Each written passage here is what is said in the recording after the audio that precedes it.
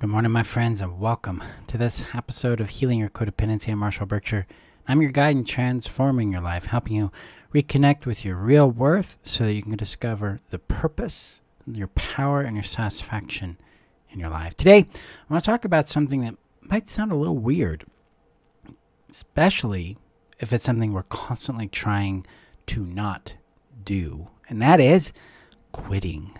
Is that a little weird? Because for me it is. It's something that's come up in my own therapy lately, and that is it's time to learn when and how to quit. Because in codependency, one thing it has driven me to do in my life is to keep trying to fix the thing, keep trying to do it better, do it differently, try to make it work, right? Especially did this in relationships over and over and over and over and over. I'm learning that I've been doing that in some other areas in my life, and so it's learning to quit. It's learning to give up. And then how do we take any shame or guilt or stigma that we apply to quitting or giving up and release that so that we can cleanly quit while maintaining a connection to our own worth, to our own power, to our own wholeness? Because I know in my experience, performance has been a significant area of value and power and importance for me. It's where I've gotten a lot of worth from, is being able to do things. So learning to quit has been a practice of learning how to unblend my worth, my value from those outcomes, from quitting. It's also learning to teach my nervous system and my body how to become safer quitting, how to embrace the release that can come with that, and how to navigate any grief that can come up with quitting. Now, back when I've been through trauma-bonded or love-addicted relationships, quitting was like terrifying because I thought it meant that I'm accepting and acknowledging my own worthlessness, my own unlovability, my own defectiveness in that space. And in healing those wounds, I discovered that no, quitting means I am letting go of something that does not work for my well-being, my happiness. It means we're incompatible. That's why my breakup back in January didn't have this big gouging impact on my worth because it wasn't tied to it. My worth was independent from that. In this process of learning how to quit other things, it's been interesting to unblend the worth. So what do I mean when we unblend worth? It means to see our worth, our value as independent of that condition. So independent of the condition of quitting or succeeding or making it work, and feeling into how that what that experience is, and then being separate. Because it's an uncomfortable thing at first to go, wow, I don't have to make that work for me to have value. Then what do I do? Because again, that's our performance orientation, especially our perfectionism. If we're big on the perfectionism side, yeah, that's going to come really alive and clear there. What if quitting is learning to not do? Learning to become still. Learning to stop and be, lack of a better word, still. Not in motion. To be in one place. Because I have found, in my experience, and I found with students, that this constant push to try to get things to work is really an expression of the fixer in us. Because in codependency, we're doing one of four things. We're fixing, we're avoiding, we're idealizing, or we're devaluing. We're devaluing ourselves, idealizing others.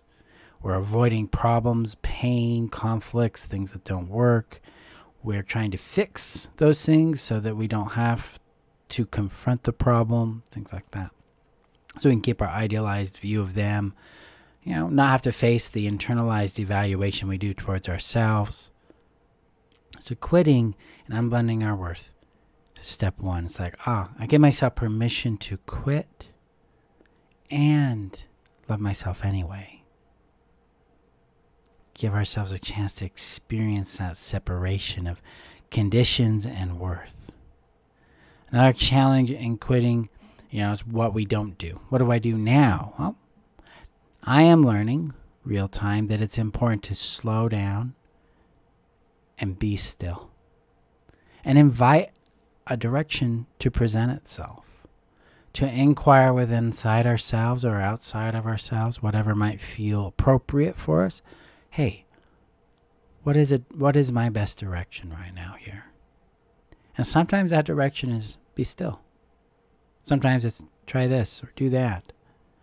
So one of the challenges that come with quitting is the hidden fixer. It's this impulse that parades or masks itself as something else. Like, oh, what if we do this instead? What if we do that instead? And that's usually going to curve itself around to the original thing we were trying to make work that isn't working. This is a key component breaking free of our codependent fixing cycle, is to watch out for this impulse that says, I gotta make this work, or else I'm not worthy, or I'm not lovable, or bad thing will happen. We can catch that hidden fixer and then quit fixing, quit trying to make something work. Then we become available to a real, genuine option, a path that works for us. Availability does not mean it's going to show up quick. Sometimes it does. Sometimes it takes a little time.